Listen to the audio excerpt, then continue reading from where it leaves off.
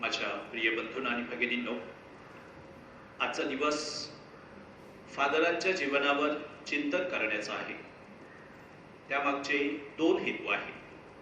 पहिला हेतू असा की धर्मगुरूविषयी आपल्या मनामध्ये असलेल्या वेगवेगळ्या अपेक्षा, वेगवेगळ्या कल्पना त्यामध्ये सुधारणा व्हावी. आणि दुसरी गोष्ट अशी की तरुण मुलामुलींना, विशेष करून तरुण मुलांना धर्मगुरू होण्यासाठी प्रेरणा मिळावी. आणि म्हणून आजचा हा दिवस आपण धर्मगुरूंचा दिवस, धर्मगुरूंच्या जीवनावर चिंतन करण्याचा दिवस मानत आहोत. संत जॉन मारी वियानी ही सर्व धर्मगुरूंसाठी आणि आपल्या सर्वांसाठी धर्मगुरू कसा असावा त्याचं एक उत्तम उदाहरण आहे. संत जॉन मारी वियानीच्या जीवनावर चिंतन करीत असताना काही दिवसापूर्वी मी एका कार्यक्रमासाठी गेलो होतो. आणि तो कार्यक्रम एका धर्मगुरूच्या वयाची 75 वर्षी पूर्ण झालेले होते. आणि म्हणून चांगला कार्यक्रम तिथं घडवून आणलेला होता. तिथं उपस्थित असलेल्या भाविकांना हे धर्मगुरू कसे कार्यक्षम आहेत, कसे प्रभावी आहेत याविषयी साक्ष द्यायची होती. आणि तिथं जे निवेदक होते त्यांनी त्या धर्मगुरूंच्या जीवनाचा एक आढावा घेतला. जवळजवळ 48 ते 50 वर्ष धर्मगुरू जीवन जगत असताना वेगवेगळ्या पॅरिशेस मध्ये त्यांनी जे कार्य केलेलं आहे आणि त्याच्यामध्ये विशेष करून त्यांनी वेगवेगळी देवळं कशी बांधलेली आहेत, इमारती कशा उभारलेल्या आहेत. आणि तो निवेदक बोलता बोलता अगदी शेवटी बोलला की he is non as a builder priest. प्रिय बंधूंनो आणि भगिनींनो, ते विधान मी ऐकलं आणि मग मी चिंतन करायला लागलो की संत जॉन मारी वियानी हा सर्व धर्मगुरूंचा आश्रयदाता आहे. आणि संत जॉन मारी वियानी ही सर्व धर्मगुरूंसाठी धर्मगुरुपद कसं आपण जगावं त्याचं एक उत्तम उदाहरण आहे. तर त्यामध्ये मला थोडीशी विसंगती जाणवायला लागली. कदाचित त्या फादरांनी खूप चांगलं कार्य केलं असेल, त्याविषयी मी इथं आढावा घेत नाही.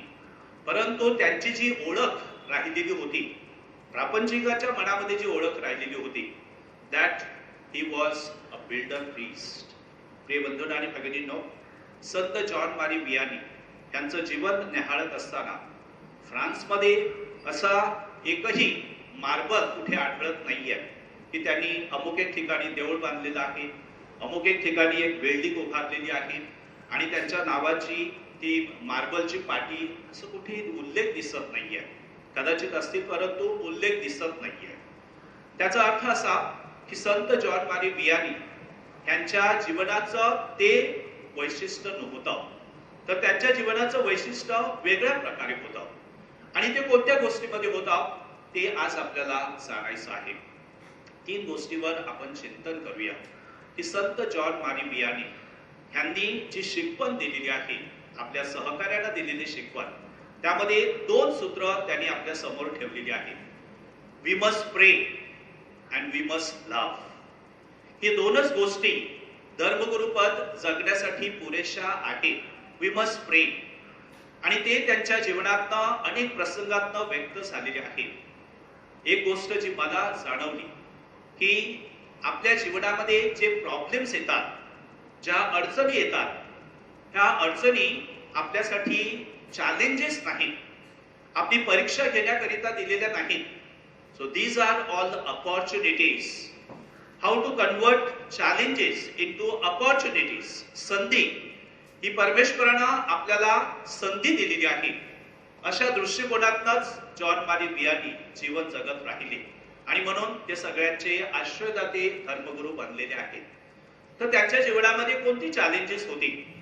विशेष करून पहिली गोष्ट म्हणजे धर्मगुरू पदासाठी ऍडमिट करत असताना की त्यांना फादर व्हायचं की नाही, ह्यावेळेला त्यांचे जे अधिकारी होते सेमिनरीमध्ये त्यांनी बरीचशी चर्चा केली आणि बरेचसे अधिकारी ह्या मताचे होते that he is not really qualified.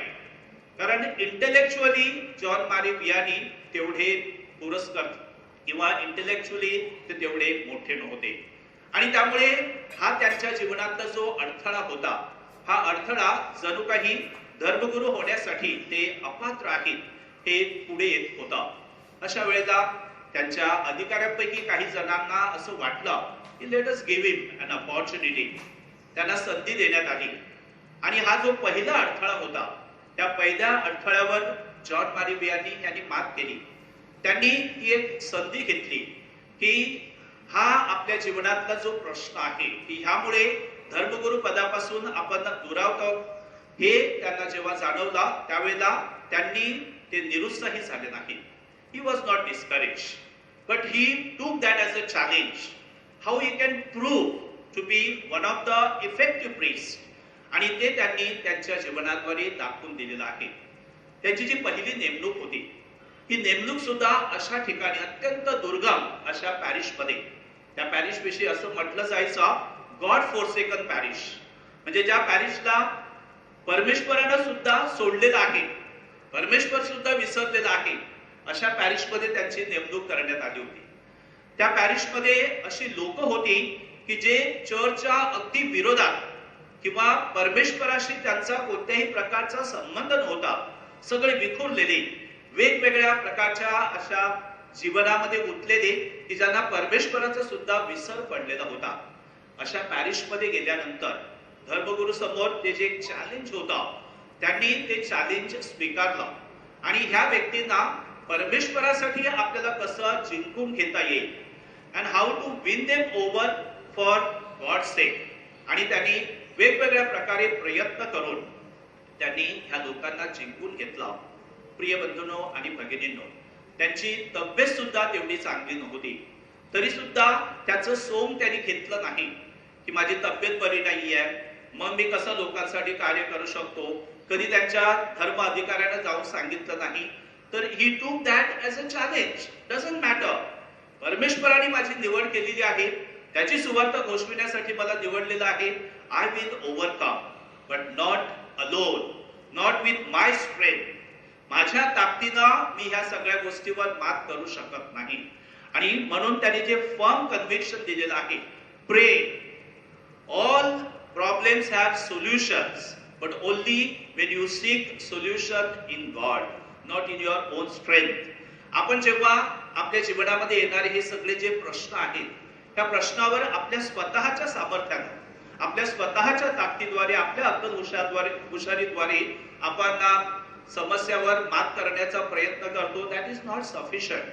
आणि म्हणून संत पौलाचं जे विधान आहे ते त्यांनी सिरियसली घेतलं. Your grace is sufficient for me. तुझी कृपा माझ्यासाठी पुरेशी आहे. आणि संत जॉन मारी वियानी यांच्या जीवनामध्ये आलेल्या प्रत्येक चॅलेंजेसला ते सामोरे गेले. हा धडा आपल्या सगळ्यांसाठी आहे, आपण प्रापंचिकांसाठी आणि आम्हा धर्मगुरूंसाठी, की जीवनामध्ये अडचणी येणार, जीवनामध्ये समस्या येणार, चॅलेंजेस येणार, परंतु पळवट न शोधता परमेश्वरामध्ये आपण ह्या सगळ्या समस्यावर तोंड देण्याचं सामर्थ्य शोधू शकतो. आणि परमेश्वर ते सामर्थ्य आपल्याला देणार की ज्या वेळेला आपण त्याला पूर्णपणे शरण जातोय. एक अतिशय सुंदर असं पुस्तक आहे हेनरी नुवन यांचं द वुंडेड हीलर. आणि त्यामध्ये एक चांगलं वाक्य आहे, एक चांगलं स्टेटमेंट आहे. ते स्टेटमेंट असं आहे की your weakness, your wounds can become help for others. तुमच्या वुंडेडनेस मध्ये तुम्ही इतरांसाठी एक प्रेरणा बनू शकता. आपण प्रत्येक जण वुंडेड आहोत, आपण प्रत्येक जण जखमी आहोत, परंतु आपली ही जखम आपल्यासाठी एक संधी आहे की ज्यामुळे आपण इतरांना मदत करू शकतो. आणि हे जॉन मारी वियानी आपल्याला शिकवत आहे. तर हा पहिला धडा आपण त्यांच्याकडे घेऊया. So how to overcome our difficulties with the grace of God, with God's help, परमेश्वराकडे प्रार्थना करून आपण आपल्या जीवनामध्ये जिंकू शकतो. आपल्या जीवनामध्ये येणाऱ्या सर्व अडचणीवर आपण मात करू शकतो. दुसरी गोष्ट संत जॉन मारी वियानी आपल्याला शिकवत आहे की सर्वांसाठी सर्व काही होणं. संत पौलाचं करंथीकरास लिहिलेलं पत्र आहे की मी सर्वांसाठी सर्व काही झालेलो आहे. I have become all things to all. त्या पॅरिसमध्ये गेल्यानंतर त्यांनी माणसांचा शोध घ्यायला सुरुवात केली. परमेश्वरानं त्याला निवडलेलं होतं त्याचं शिष्य बनण्यासाठी, की मी तुला मासे धरणारा नाही तर माणसे धरणारा करणार आहे. आणि ते त्यांनी त्यांच्या जीवनाद्वारे दाखवून दिलेलं आहे. जे परमेश्वरापासून विखरलेले होते, जे दुरावलेले होते, पापामुळे किंवा वेगवेगळ्या अशा भ्रष्टाचारी जीवनामध्ये गुंतलेले होते, जॉन मारी वियानी त्या लोकांना जवळ केलं. आणि आजारी आहेत त्यांच्यासाठी प्रभू येशू ख्रिस्त आलेला आहे, जे निरोगी आहेत त्यांच्यासाठी प्रभू येशू ख्रिस्त आलेला नाही, हे त्यांनी त्यांच्या जीवनाद्वारे दाखवून दिलेलं आहे. आणि अशा सगळ्या लोकांना त्यांनी जिंकून घेतला, परंतु वेगळ्या पद्धतीला. त्यांनी जाऊन त्यांना सांगितलं नाही की तुम्ही देवळामध्ये या, तुम्ही प्रार्थना करा. तर ते प्रार्थना करण्यासाठी त्यांना प्रोत्साहित करावं, त्यांना एक इन्सेंटिव्ह द्यावा, म्हणून ते तुमसार साक्रामेंतासाठी बसायला लागले. आणि दिवसातले 15-16 तास तुमसार साक्रामेंत ऐकत असताना, जे सुरुवातीला परमेश्वराच्या विरुद्ध होते, देवळापासून दुरावलेले होते, ते त्यांची चेष्टा करायची. ह्या माणसाला वेळ लागलेला आहे, व्हॉट यू कॅन डू, तुमसारामध्ये जाऊन कोणाचा काय फायदा होणार आहे, काय परिवर्तन होणार आहे.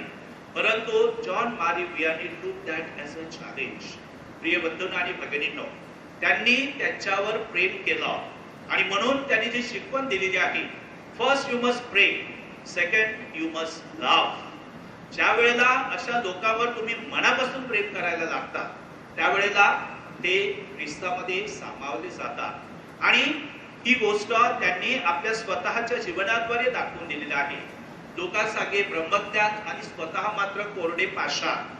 आपण लोकांना आदेश देणं, लोकांना सूचना करणं हे फार सोपं असतं, परंतु ते प्रत्यक्षात आपल्या जीवनामध्ये आणणं. आणि त्यासाठी 24/7 जो माणूस आपल्या लोकांसाठी पूर्णपणे उपलब्ध होता, असा हा धर्मगुरू सगळ्यांसाठी आश्रयदाता बनलेला आहे. तर जॉन मारी वियानीकडनं हे आपल्याला शिकायचं आहे. प्रश्न आहेत, प्रॉब्लेम्स आहेत, आपण पळवाट शोधायची नाही. तर ह्या प्रॉब्लेमवर वेगळ्या पद्धतीनं आपण कसं सोल्युशन शोधू शकतो आणि त्यावर कसा उपाय निवडायचा हे त्यांनी आपल्याला शिकवलेलं आहे. अशा लोकांना त्यांनी दूर ढकललं नाही, तर सर्वप्रथम त्यांनी ह्या लोकांसाठी प्रार्थना करायला सुरुवात केली. आणि प्रार्थनेमध्ये त्यांनी जिंकून घेतला. प्रार्थनेविषयी जॉन मारी वियानी काय सांगतात की प्रार्थना कशी असावी. तर प्रार्थना म्हणजे to be in union with God. परमेश्वराला पूर्णपणे समरस झालेले, परमेश्वराशी पूर्णपणे समरस झालेले, एकजीव झालेले. आणि त्यासाठी त्यांनी जी उपमा दिलेली आहे, ती उपमा म्हणजे पाण्यामध्ये जो मासा असतो, हा मासा त्या पाण्याशी पूर्ण समरस झालेला असतो आणि म्हणून तो तिथं आनंदी आहे. आपण जोपर्यंत परमेश्वरामध्ये समरस होत नाही, तोपर्यंत खऱ्या आनंदाचा आपल्याला शोध लागत नाही. आपला आनंद, आपलं जे सर्व जगणं आहे हे परमेश्वरामध्ये आहे. आणि त्या आनंदाचं गमक किंवा तो आनंद आपल्याला परमेश्वरामध्ये शोधायचा आहे. वर्ल्डली ह्या जगामध्ये हा आनंद आपल्याला मिळणार नाहीये. आणि परमेश्वरामध्ये तो आनंद कसा शोधायचा हे जॉन मारी वियानी यांनी दाखवून दिलेला आहे. म्हणून प्रिय बंधूंनो आणि भगिनींनो, त्या आपल्या सर्वांसाठी आशीर्वादी संत, एक आदर्श संत, एक आदर्श धर्मगुरू म्हणून जगत आहे. जॉन मारी वियानी यांनी आपल्याला काय शिकवलेलं आहे की आपण परमेश्वराच्या शोधामध्ये असले पाहिजे. ते सेमिनरीमध्ये असताना आणि धर्मगुरू झाल्यानंतर त्यांनी दुसऱ्या कोणत्या गोष्टीचा शोध घेतला नाही, तर त्यांनी फक्त परमेश्वराचा शोध घेतला. आणि परमेश्वराचा शोध एखाद्या अशा ठिकाणी जाऊन त्यांनी परमेश्वराचा शोध घेतला नाही, तर प्रत्यक्षात लोकांच्या जीवनामध्ये सहभागी होऊन त्यांनी परमेश्वराचा शोध घेतला. त्यांना ध्यास लागलेलं होतं, how can I find God in my life, how can I give this God to others. मी हा मला जो ख्रिस्त मिळालेला आहे, हा ख्रिस्त मी इतरांना कसा देऊ शकतो. जॉन मारी वियानी यांच्याविषयी आपण ही जी शिकवण दिलेली आहे, आपण धर्मगुरूंसाठी प्रार्थना करीत असताना एक जे स्टेटमेंट आहे मला ते खूप भावतं की धर्मगुरू जगामध्ये आहेत, परंतु जगासारखे नाही आहे. जगामध्ये असणं, आपण सगळे जगामध्ये आहोत, परंतु जगासारखं बनणं किंवा जग जसं सांगतं तसं फिरणं आणि जसं वारा येईल तसे आपण बहकत जाणं, हे धर्मगुरूंचं जीवन नाही. तर धर्मगुरूंच्या जीवनाचं हे जे वेगळेपण आहे, किंवा जॉन मारी वियानी हे सुद्धा अनेक फादरांसारखे फादर होते, पण he was a different priest. आणि हे त्यांच्यातलं जे वेगळेपण आहे ते आपल्याला शिकायचं आहे, ते आपल्याला घ्यायचं आहे. आणि म्हणून आजचा दिवस हा आम्हा सर्व फादरांसाठी, आपल्या सर्वांसाठी एक आत्मचिंतन करण्याचा दिवस आहे की what kind of priest do we want. We must pray for the priest, we must pray for the young people that they should respond to the call of God. देवाच्या हाकेला त्यांनी प्रतिसाद द्यावा. But what kind of priest do we want? We want good priest, priest who live life like John the Baptist, priest who live life like John Marie Vianney. असे आपल्याला father हवे आहे. आणि अशा फादरांना परमेश्वरानं आपल्यामध्ये पाठवावं म्हणून प्रार्थना करा, आमच्यासाठी प्रार्थना करा. धर्मगुरू दुबळे आहेत. धर्मगुरू एक सर्वसामान्य माणसासारखा आहे, परंतु सर्वसामान्य माणसासारखा असला तरी सुद्धा सर्वसामान्य माणसासारखं जीवन जगायचं नाही. तर आपल्याला वेगळं जीवन कसं जगता येईल आणि प्रभू येशू ख्रिस्ताची साक्ष जगाला कशी देता येईल त्याकडे धर्मगुरूंचं लक्ष असावं. आमच्यासाठी प्रार्थना करा. विशेष करून जे आजारी फादर्स आहेत त्यांच्यासाठी प्रार्थना करा. प्रभू येशू ख्रिस्ताची, केवळ प्रभू येशू ख्रिस्ताची साक्ष या जगामध्ये आम्हाला देता यावी म्हणून प्रार्थनेमध्ये आमची आठवण